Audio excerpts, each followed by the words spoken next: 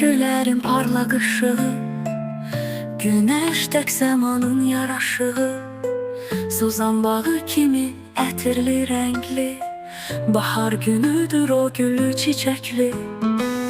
Sən külək kimisən, hətta bir tufan, Enerji topusan, dəfil partlayan, Rəqs edir, oxuyur sevinç paylayan, Səmada rəngbərəng ulduz parlayan. Nilüfer günəşin nurlu işığım, Dünyanı bəzəyən gün yaraşığım, Adın Suzan bağı, ətri yayılan, Günəş sən şüasın bul-bul paylayan.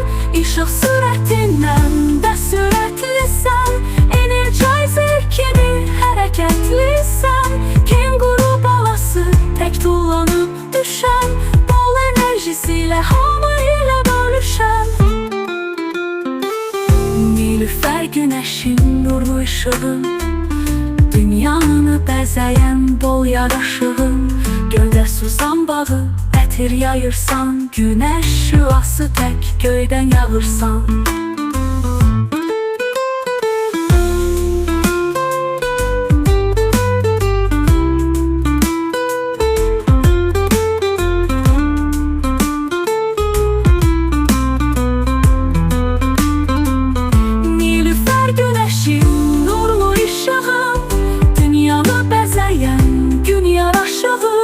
Adın Suzan bağı, ətri yayılan, Günəş sən şüasın bul-bul paylayan.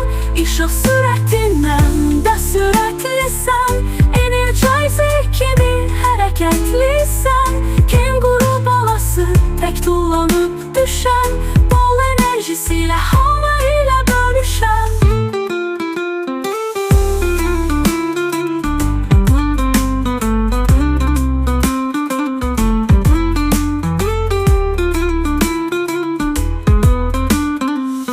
İşıq sürətindən də sürətlisən, Energizer kimi hərəkətlisən, Kenguru balası tək tullanıb düşən, Bol enerjisilə hamı